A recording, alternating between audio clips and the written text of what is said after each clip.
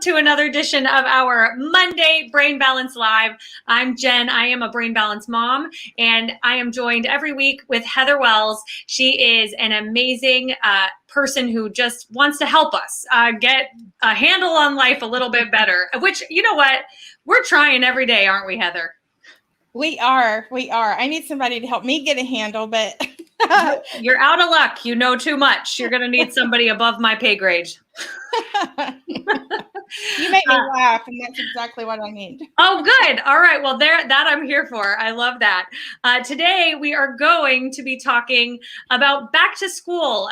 You may be just getting back to school. Maybe it's coming very soon. But Heather wanted to give us some tips today to just kind of like ease us back into our routine that we've kind of been out of for a few months. And just for you guys to know at home, if you have not seen the show before, Heather is a certified cognitive specialist. She's a therapist. She's been a National Autism Summit speaker. The list goes on for this amazing human. So she definitely knows her stuff, and she won't tell you herself, so I'm doing it. So Heather, where are we going to start today in our topic? Well, I wanted to give some tips that are not the ones that are talked about all the time. Yes, you need to look over IEPs and 504s. Yes, you need to get back into the routine and have a visual calendar that you put together with your kids, all those types of things. Yes, you need new school clothes. But what else? Like, what are we not thinking of? And this is not really adding to the list. I think it will actually make things easier by kind of following these things. And you won't be surprised to know that I think tip number one is to communicate with your family. I know you've never heard me say that before, but communication is so important. One-on-one with kids, having family. I am such a fan of family meetings. And a lot of times Sunday night, figure out what works best for your child. But a lot of times Sunday evenings, as you're switching gears and getting back into the groove for the next school and work week, is an excellent time to do that. It's just a reset. Are there any things anybody needs to talk about? Are there any parts of the schedule for the upcoming week we need to figure out who's driving who, where, when? Has anything come up we want to talk through on a social, emotional level? But, when it comes to back to school, and if you're having these ongoing conversations like we talk about routinely on this show, it doesn't seem uncomfortable or weird when you say, how are you feeling about going back to school? We don't want to ask them if they're nervous or anxious about it, because we might actually instill that in them if it wasn't there. There's going to be some nerves for virtually anyone, and they might be excited nerves, they might be really fearful nerves, but we want to just ask it an open-ended question. What are you most excited about learning this year? Ask some open-ended but targeted questions, and the good and the stuff that's kind of feeling yucky for them right now will probably come out. And from that, some specific things to think about are, if you have some issues with kids getting frustrated, that you're looking over my shoulder, let me do it, because kids want independence. Sitting down and talking about maybe what the expectations are and how often those check-ins will happen. And that answer needs to vary greatly depending upon the developmental age of your child. We want to release the reins on the level we can, but let them know what that looks like. Here's how they can earn that. And then if you have it kind of agreed upon ahead of time, and it needs to be collaboration, do take everyone's input into account here, then when you do it, you're not being a pain. You are living up to that agreement. So I love that. I feel like expectations, even just as an adult and like growing up as a pretty neurotypical child, I thought I knew how to communicate. I thought I knew how to think ahead and do better planning. Honestly, like having a family has made me so much better at those things. Like, and the tips that you give, these are so true. Like you have got to set expectations, because if you don't, it just blows up in your face is what I've found. And it's just everyone's yelling and no one's out the door on time and we're screaming and we're stressed and no, you don't have this and you don't have that. Yeah. Yes. And having those systems in place, which the show is not about that, but watch our disorganization show. If you have questions about how to set things up, we went into such a deep dive on those types of topics. We're happy to throw up the link again for anyone who wants to leave a comment. I'd like to watch that show. It was very specific on that. But and expectations usually should not be about grades, because then people feel that they are human doings, not human beings. You approve of me if I get the grade, which is not really what you're trying to convey. Yeah. Make it about the perseverance, about the sticking with the schedule within reason. There needs to be some flexibility there. I love it when you talk about grit. I know, grit. It's a good word. Perseverance. That sounds a little more eloquent, but those are very similar types of concepts with some differences in there. Yeah. But I have just one slide where it shows, we know that mental imagery can be very powerful, and a lot of our kids are more concrete, and you could have them write down their worries or draw pictures for younger students on what they're worried about, talk through those, and then blow them away. You can even pull out real bubbles and have them blow them away. For older students, they may not want to blow bubbles, but even this imagery would still work. Or have them write them on leaves and then picture them floating down a stream. Or have the concerns they have, talk about how they can turn those around and use them for good. And those can be the soil underneath a tree with the blossoms of the things they want to accomplish this year. But mental imagery, I just wanted to give one example of this. Really, there is something about kind of getting to this mindfulness state and writing those things down and blowing them away and feeling them kind of just leave your body. We still deal with it. We still talk through those. But I just wanted to give one example. I love that. I think that is so wonderful. I always tell myself that on New Year's, I'm going to write down the things I held on to that I need to let go of and throw them into the fire pit. We have a fire pit and we do s'mores. I never do it, Heather, but I really should probably try it because it sounds amazing. I know it's hard to implement this stuff, but I mean, think about, that's kind of a fun activity. And I mean, a lot of kids like to draw. There's a creative aspect to it. And then it is a fun activity at the same time. Yeah. I love it. And ask them what they need from you, depending upon, and to your point, kids may not even know how to articulate that, especially those with neurodevelopmental struggles. If they don't, you could throw out some things. What kinds of things do you need from me to feel better right now? What kinds of support do you anticipate needing from me in XYZ class, this math class that you're concerned about? And that doesn't mean that you have to do it. Maybe it means they need outside support, but ask questions on the level they can. Even if they don't have specific answers right then, it gets their subconscious mind thinking about it in those terms ahead of time. And it's also important for spouses, significant others, if grandparents are involved heavily in the care of kids, what do you need from one another? That is a very important thing that we often overlook, is how can you best support one another? We've talked about how there are certain to-dos of being parents that one spouse might find draining as all get out, and the other one is, I don't mind doing that whatsoever. And you can feel like you're supporting one another so well by mixing and matching what those to-dos look like. Even if every year we've always done it like this, is that the best arrangement of who does what? Are there certain, and doing that on some level at an appropriate level in front of your kids also helps them understand how we all support each other. We are all contributing members of this family. Yes. And so just sort of setting the stage ahead of time.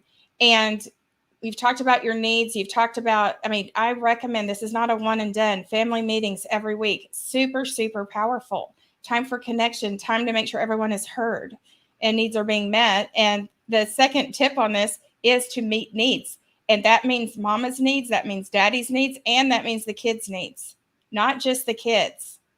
That is very, very crucial. It sounds obvious, but we're sitting here talking about back to school and we think about kids' needs. Extremely important. It is just as important to support one another. That is better for everyone in the household. Yes. And so what that looks like depends on what came out of these conversations that hopefully continue to be ongoing. For a lot of our kids, one thing they need is to foster familiarity. And so that means if they are having a locker for the first time, get the locker, the lock in advance and let them practice. Put what the combination down, have it glued or taped inside their planner. Talk to teachers ahead of time. Are they allowed to have certain measurement conversions for math class on a cheat sheet that they can use? Some teachers are okay with that. Some aren't. Sometimes it depends on IEPs and 504s, but get those answers.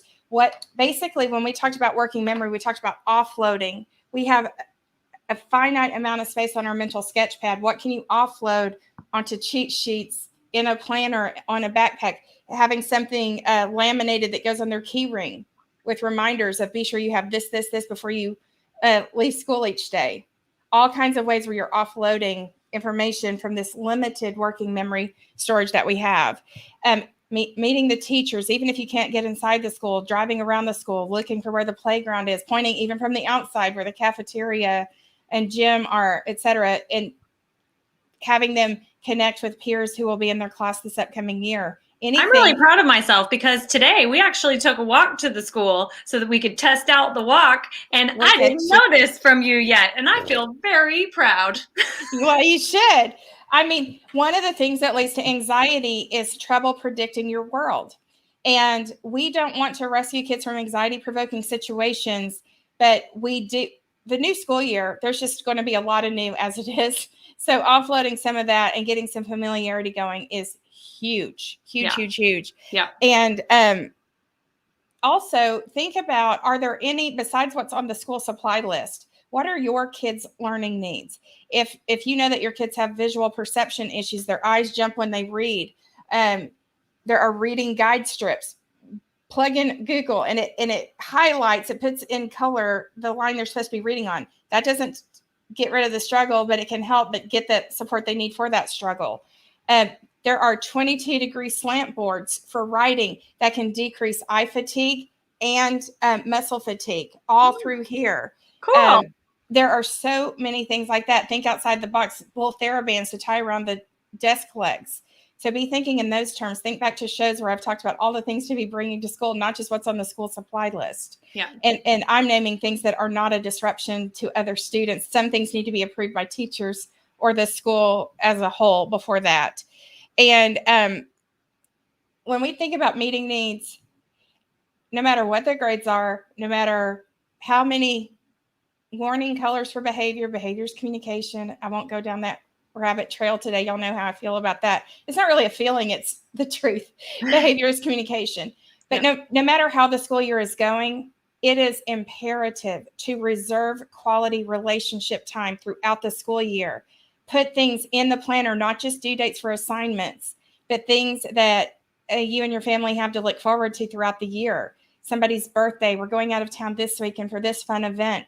It gives them, there is a ton of research about the power of having things to look forward to.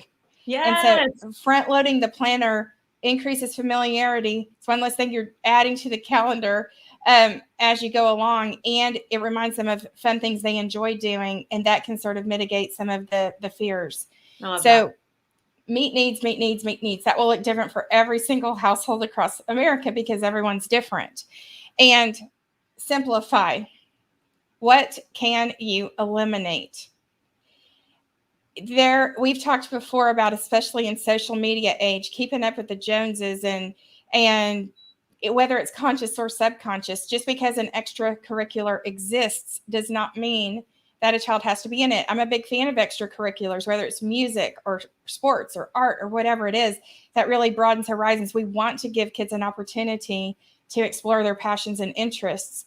But think about your top 5 values as a family. This is an excellent part of that conversation during family meetings. Does this make the cut? If not, it goes in the wastebasket. We don't need to do every single extracurricular. Kids should not have CEO schedules. They must have settling time, relaxation time throughout the year, because then they will have enough to give all of the things that are on their plates that are the necessities and the value-driven items. You can also come up with very simple mantras for your home, and this might be different from household to household too, but touch it once. That is such a simple thing. That simply means when kids come home, here's a permission slip you need to sign. You have your hands on it. You sign that permission slip, put it back in the backpack. Don't throw it on the counter like me. And then it's like 2 hours. Where did that form go? But imagine multiplying that across every member of the family for everyone. Yep. Touch it once. Yep. When you take your shoes off, you put them where they go. You touched them once. That eliminates so much of the chaos and looking for things unnecessarily, right? I love that. It's like a little game. It's like a challenge. Yes. You could even, if somebody doesn't, and this applies to all members of the family, if somebody got distracted, set it down, they don't get in trouble. But every time somebody touches it once and you catch each other doing it, you put a little token in a jar and you save up and do something fun. You know, I love that. Yeah, you can make it into a game. This also can get rid of a lot of rivalry with siblings because you're all working toward a common goal for the family. Love that. Yeah. So another thing is maybe you have a 5, 10, 15-minute sweep at the end of the night. A lot of this will be eliminated with touch it once. But you're going to spend 10, 15 minutes. We're all going to knock out certain things that on our house rules, on our routine that we have, we want prepared for the next morning. The calmer the mornings are, the more kids go to school, more even keel in a better place. You mentioned how your mom said, however long you think it will take to get ready to go to a game or wherever you're going, add an hour to it. Yeah. Which is really smart. That is very forward thinking. Yeah.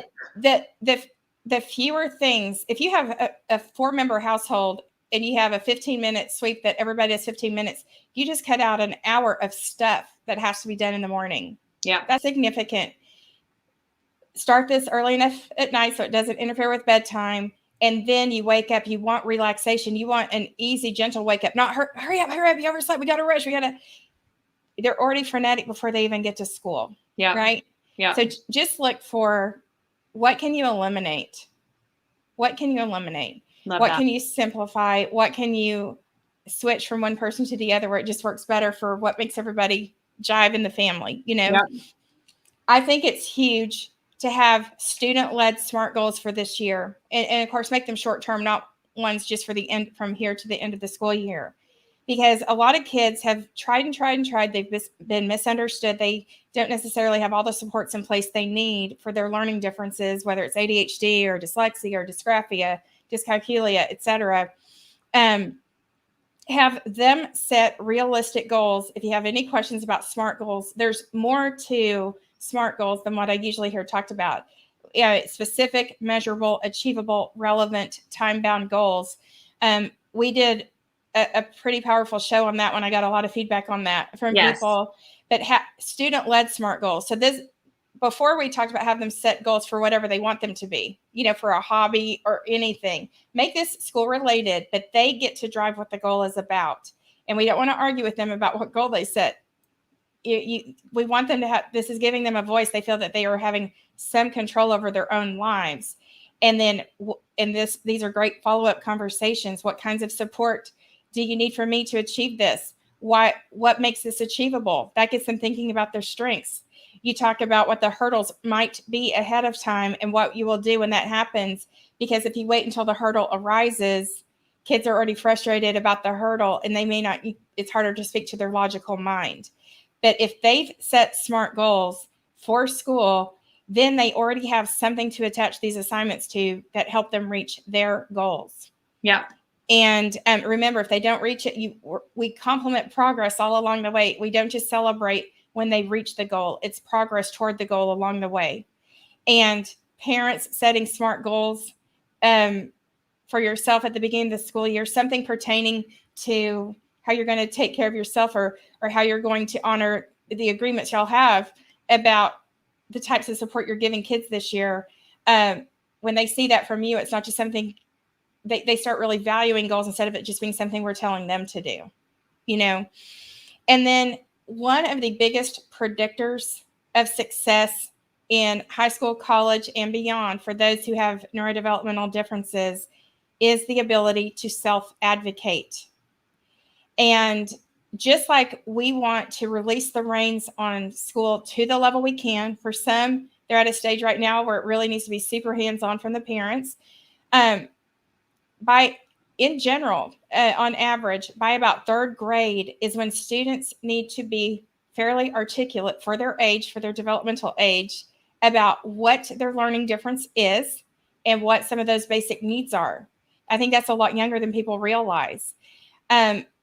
By middle school, it's good to have them attend their own 504 and IEP meetings. Maybe they don't attend the whole thing, but they have a voice, and you can role play ahead of time how they're going to articulate what their needs are.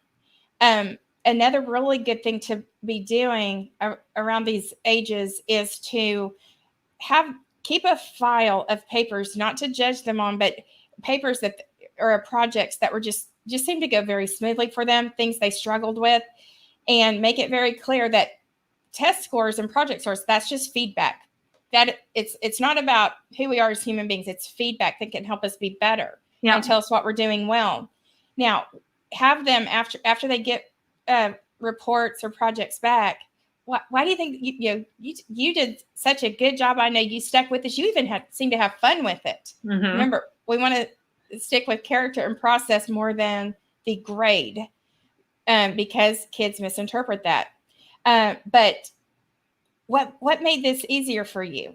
What were the hard parts of this? Have them really think through it. Metacognition, they're thinking about their thinking on things they struggled with. Why was this one so hard? And a lot of times they may say they don't know. So you can provide options for them to kind of choose from, or little prompts. What kind of support you think would have helped you? How could I have done better to help you? How could the teacher, get those types of things going? And so it's an ongoing thought process. Some kids enjoy journaling. I'm a huge fan of journaling. Maybe they can journal when they did not feel heard, when they did not feel that their needs were being met. And so role play how they can present this information, help them find their voice. There's nothing more powerful than that. I love what you've given us about saying what we could have done better first. I love that tip that you threw in there. Kind of what could I have done better to support you? At least with my child, I find that because he is very defensive, because part of what he deals with is major defiance.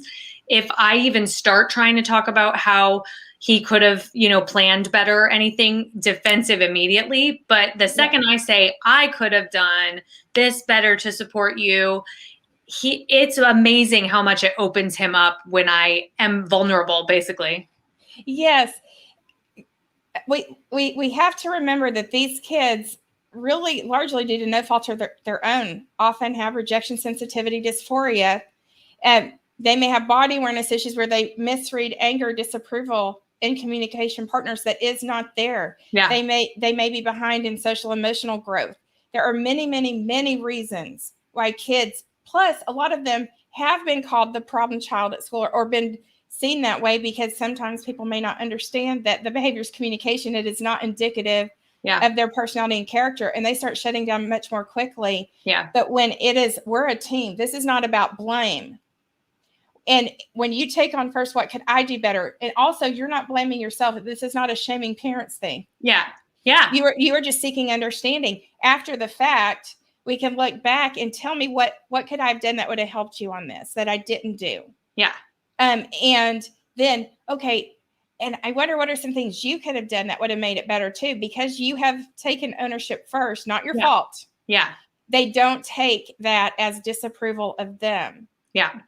This is not blaming you. It is not blaming anybody. It is about collaboration and teamwork, and it's working together for a better outcome next time. Boy, that's a hard one even for us adults, isn't it? Yes. So it is.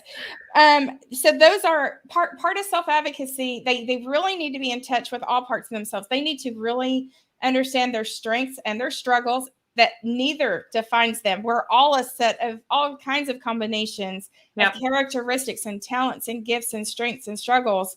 And that's okay. It does not diminish who we are as human beings. Praise them in their strengths. Give them opportunities to explore those. When kids understand they have this thing that is not the definition of them, that makes things hard. Like you have, for example, when your eyes read, your eyes are jumping around. That makes reading harder for you. But man, you are so, and then you talk about we want to talk about strengths and struggles, not just in these conversations. Catch them being good, always being, praise their generosity, their gratitude, their kindness, Yes. their courage. Look for things to praise all the time. And then when we need to talk about the struggles, they don't think that is the sum total of who they are. Yeah. And self-acceptance. Your brain works differently. And you know what? That's super cool in a lot of ways. You are so creative. I'm not nearly as creative as you are. If I keep working on it, I can get more creative. I'm not sure I'd ever be as creative as you. Yeah. Where they understand these things and accept it. There's, with virtually any learning difference, there is also a blessing in there and an enormous gift that often gets masked. Yeah. So we always want to be fostering real, true awareness of the totality of who they are on an appropriate level, work towards that acceptance, giving them a voice. Keeping a file or a journal is just one example of how we can learn from these. I mean, all of us who are involved in this child's success learn from it so that we can all play our parts better next time, knowing that sometimes our kids need to fail. I mean, that's a really tough one. If you have kids who are seniors in high school and you're the one who always rescues them by reaching out to the teacher, what are they going to do when they go to college? The college rules are a lot different. At that point, most of these kids are now young adults, legally speaking, and the college cannot even talk to the parents without the student's permission. Yeah. So each year we want to be loosening up the reins more and more. And ideally by the senior year, they're tackling it themselves. They're the ones reaching out to the teacher if they miss something or following up, about things. You're setting them up for life, whether they go to college or not. They're going to need these skills for jobs and relationships. So anyway, those are just the 5 tips. So it's I think you're telling us that we're not going to be able to be with them forever. Rumor has it. Rumor has it. And, that is such a mixed bag. I mean, most parents do not want their kids living with them when they're 30 and 40 years old. Mm-mm. As much as you love them, you want them to set the world on fire in their own unique ways. You want them to be equipped to do that. We want to raise independent, happy, fulfilled, problem-solving, contributing members of society. Yes. And by letting go, that's greater love than, keeping them totally dependent on us. It's tough. There are a lot of mixed emotions with that, but we also have to customize this to our kids' needs. But we also need to make sure that we don't keep looking at them through the lens of something that used to be true as they grow and develop. Sometimes we get preconceived notions about our kids and not even recognizing some of the growth that's happened. And then a friend might say, wow, he handled that so much better than he did last time I was with him. And you might be, it's kind of frog in the frying pan when you're with your kids every day. Oh, I got a visitor. It's okay. So it's important for us to make sure that we keep freshening up our lens, because our kids are growing and developing. And it's a live show. I'm sorry. Real life, slice of life. Please go on. I'm so sorry. No. That's really it. Communicate, simplify, meet needs, and so much of that often has to do with fostering familiarity. Always, always, always setting aside time, blocking it off just as you would homework time for that connectedness. Look for one-on-one time every day. Student-led SMART goals, and teach kids to self-advocate. Those are 5 tips aside from the reviewing IEPs, 504s, talking to the teacher, getting your school supplies. I just wanted to kind of give the things that aren't always on back to school list. Yes. They're not quite so obvious. And we're so grateful that you were here to give them to us. As you can see there, these are all the places that you can find Heather. That is her Facebook. And you're on Instagram under that handle as well, yes? Yes. So you can find her either place at Hidden Churn. And there you see all the brain balance centers. Reach out, get an assessment today. You will not regret it for 1 second. These people will help you understand your child better. I know they helped me with mine. So, and myself, frankly, Heather. It's almost like we should work with adults too. Yeah. Listen, hey, guess what, guys? They work with adults too. So if any of this is ringing true for you personally, a lot of it does for me. So make sure you reach out. And then what else you have going on this week, Heather? Anything? Dr. Brian and I will be back Thursday at 3:35 for another Facebook Live episode. So Awesome. All right. Well, we'll see you guys next week. Same time, same place. Bye, Heather. bye, Jen. Bye, everyone. Have a great week.